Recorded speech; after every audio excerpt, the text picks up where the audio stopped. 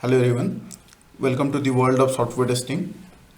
So you have already got an idea about the release durations for the waterfall model, V model and the agile model in the last lecture. So in this lecture we are going to discuss about the waterfall model in detail. So let's discuss about some points: understanding of the waterfall model, understanding the process of the waterfall model, advantages and disadvantages of the waterfall model, and when to use the waterfall model.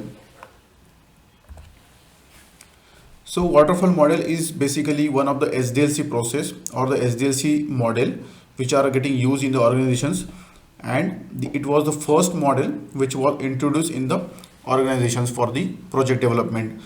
So you can say it was the oldest one which was getting used in the organizations. The waterfall model is also called as the linear sequential model or the linear sequential lifecycle model. And in the waterfall model, each phase must be completed before the next phase can begin with no overlap between the phases. So let's discuss these points in the next slide. So here you can see the pictorial representation of the waterfall model, and here there are 7 phases. The first one is the requirement gathering and analysis. The second one is the design phase, the coding phase, testing phase, deployment phase, and the operation and maintenance phase. So if you see, the design phase will only get started if the requirement gathering and analysis phase is completed. Similarly, the testing phase only will get started if the coding phase will get completed. So every phase is depending upon the earlier phase. So that's why each phase must be completed before the next phase can begin. So to start the testing phase, the coding phase should get completed, and there is no overlap between the phases. So we cannot see any overlap between the phases. So once the first one is completed, then the second will get started. And it is also called as a linear sequential lifecycle model. So based on the diagram itself, you can see that we are moving in a linearly sequential way. So one phase after the another phase. So first we will complete the requirement gathering analysis, then we will complete the design phase, then we will complete the coding phase. But yeah, definitely there will be different teams will work on the design phases, coding phases, and testing phases, and deployment phases. So different team will work upon the different phases. So each phase is designed to perform the specific activity during the SDLC process, SDLC phase. So if you consider the design phase, there will be designers. They will perform the design activities of the software. Then in the coding phase, developer will do the coding activities. In the testing phase, testing team will work upon the testing of the application. So similarly, in the deployment phase, the team will deploy the application to the production environment. So each phase is designed to perform the specific activity in the SDLC phase. Each phase is dependent on the earlier phase. That is it. Again, we have discussed already. The testing phase will be dependent upon the coding phase. So once the coding is completed and the build is available, then only the testing will start. Each and every activity needs to be documented if you are using the waterfall model. So this is the most important point in case of waterfall model. So each and every activity should be documented.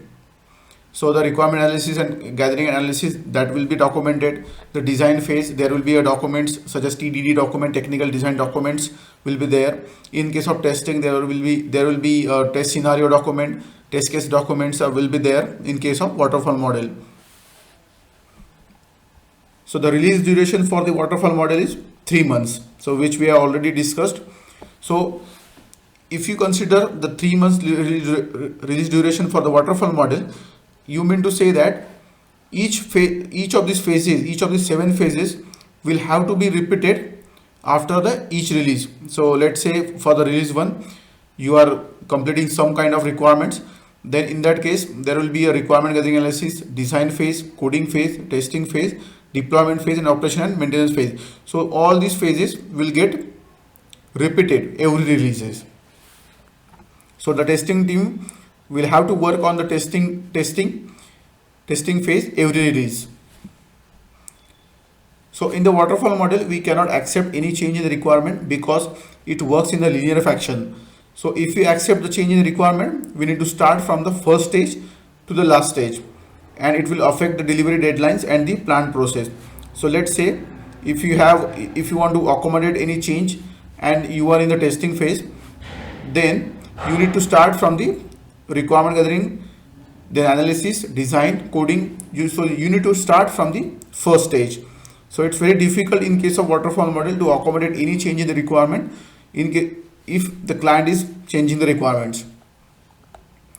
So let's understand the process of the waterfall model. So let's understand each of the phases. So the first phase is requirement gathering and analysis. So this is the first phase, and in which the BA is the key person from the organization side. So the main goal of this phase is to understand and document the exact requirements of the customer. So here the BA is involved, and BA will take all the inputs from the client side. So business analyst of the organization will gather every product information from the client related to what to develop and prepares the document BRS, and thereafter prepare the SRS document, which includes how to develop the particular application. So which we have already discussed related to the document, that is BRS and the SRS. So BRS contains the high level requirement and the SRS contains the detailed requirement. So the SRS document includes everything related to functional and non-functional requirements. So in the requirement gathering analysis, the BA is involved, and he is the key person from the organization side, and which act as a face to the client. He gathers the requirement from the customer and prepares the document BRS and SRS, and then the SRS document will be shared to the development team or the technical team, you can say. Then the next phase is the design phase. So in the design phase, the system and the software design documents are prepared by the system architects, senior developers, to get the overall system architecture. So with the SDLC, every phase prior to the phase act as an input to the current phase. So if you consider the design phase, the requirement gathering and analysis will act as an input to the design phase. So in this phase, two design level documents are prepared. The first one is the HLD, that is a high level design, and the second one is the LLD, that is a low level design. So in the high level design, let's consider the high level design.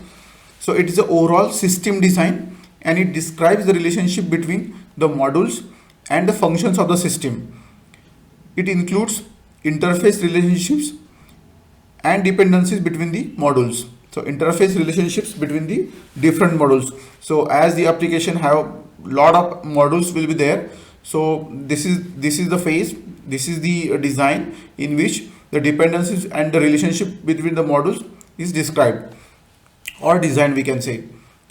The baseline in selecting the architecture is that it should understand all, which typically consist of the list of modules, brief functionalities of each module, their interface relationships, dependencies, database tables, architectural diagrams, technology details, and many more things.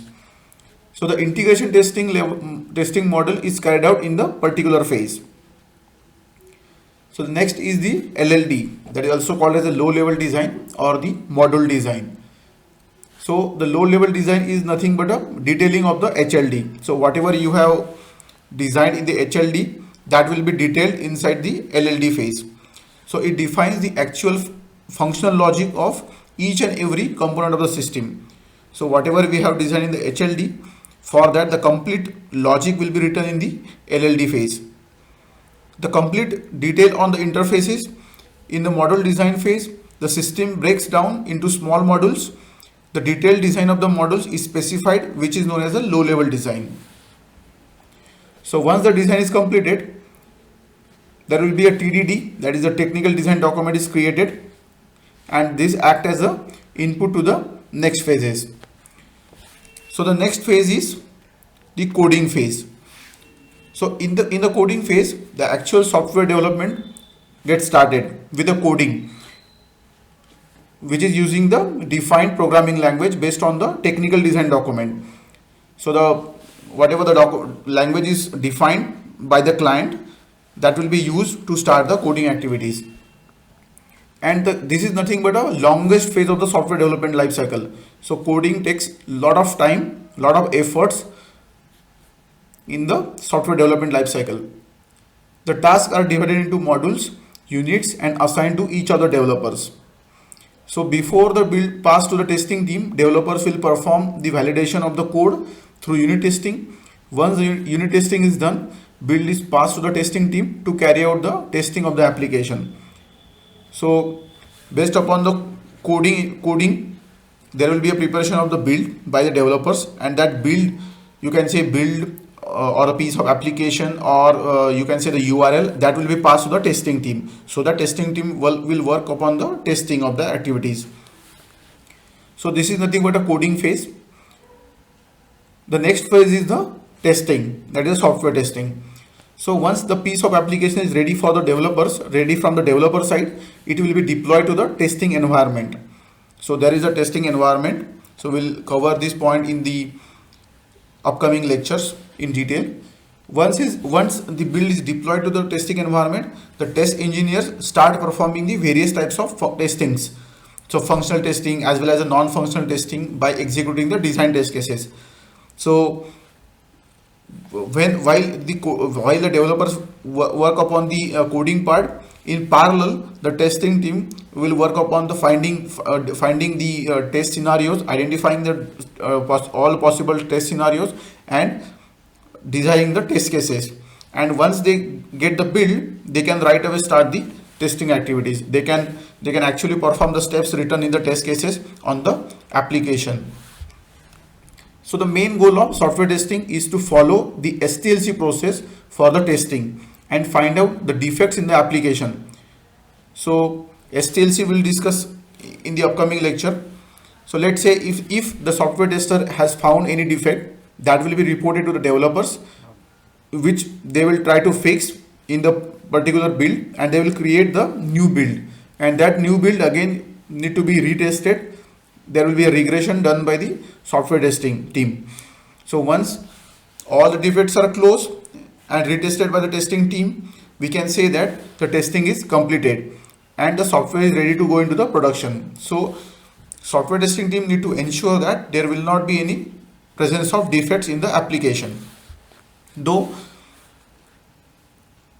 any software cannot be 100% bug free, we as a testing team need to try to find out the maximum possible defects. So once the testing is done, there will be a deployment phase. So we are done with the testing. Then we can go with the deployment phase. So once the software testing is completed, and if no bugs are remaining in the application, then the deployment process gets started. Based upon the feedback given by the project manager, the final software gets released and checked for the deployment issues, if any. So this is the deployment. So deployment means nothing but we are going to deploy that particular software or application into the production environment, so that the end users can use that particular functionality or the application. Then the next phase, that is the last phase, that is the operation and maintenance. Once the software application is deployed to the production, the customers or the users start using the deployed system or the developed system. So based upon the feedback from the customers, development team works upon. So let's say if any of the users find some bug fixes in the production phase, that will be reported to the what we can say developers again. So the developers will work upon the bug fixes. The bugs are reported because of some scenarios which are not tested at all, or maybe those are missed. Those are called as production issues or the production failures, or upgrading the application to the newer version of software. And if some of the users found that they need some enhancement in the application or in the feature, specific feature, then they can ask for the enhancement. So the developer will work upon the adding some new features into the existing software. So this is the overall waterfall model process. So let's see some of the advantages of the waterfall model. So the first one is the good quality product. So as every phase will be clearly documented, and due to which there will not be any chances of any miscommunication between the team, we can have the good quality product with the help of waterfall model. Bug findings become easy. So as requirement changes are not allowed, so as we are not allowed to change any requirement, the chances of finding the bugs will be very less in case of waterfall model. Initial investment is less. So initial investment is less because the testers are hired at the later stage. So if you see the testing phase, it gets started at the later stage. So most of the testing team will get hired at the later part of the waterfall model or the SDLC stage. Preferred for the small projects. So where the requirements is freezed and fixed. Then simple and easy to use. The next one is easy to manage as well. So easy to manage due to the rigidity of the model. And next is clear milestones. So already as the requirements are clearly defined and freeze, the milestones are very clear in case of waterfall model. So these are the few advantages of the waterfall model, and this helps in finding the proper model for your project. So let's understand some disadvantages of the waterfall model. So it is not flexible. So not flexible means, so if there are requirement changes in the application, that cannot be possible in case of waterfall model. So requirement changes are not allowed, as once an application is in the testing stage, it will be very difficult to go back and change. So it is not a flexible model. If there is a defect in the requirement, that will be continued till the later phases. So again, as we have 3 months release, if you are working on the requirement gathering and analysis phase, in that case, if we find the defect in the requirement at the later stage, we cannot change that. So it will be continued till the later phases. More investment. So the total investment is more because the time taken for rework on the defects is very time consuming, as the complete documentation needs to be reworked. So if in case the defect is found, the tester becomes late. Testing becomes late actually. The testing will start only after the coding. No working software is produced until late during the life cycle. Then high amount of risk. Not a good model for complex and object-oriented projects, and a poor model for long and ongoing projects. So it is useful only for the small projects with a short project duration. So now the last point, let's discuss about when to use the waterfall model. So this model is used only when the requirements are very well known, documented, clear and fixed.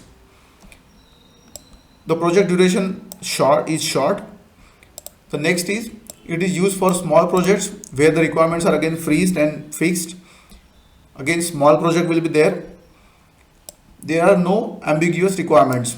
So there will not be any confusion in the requirements, so that as we are not allowed to change the requirement in the waterfall model. So the requirements must be clear, should not be ambiguous. Ample resources with required expertise are available to support the product. So if we have ample resources with required expertise to support the product, then we are good to have the waterfall model. So that's it for the waterfall model.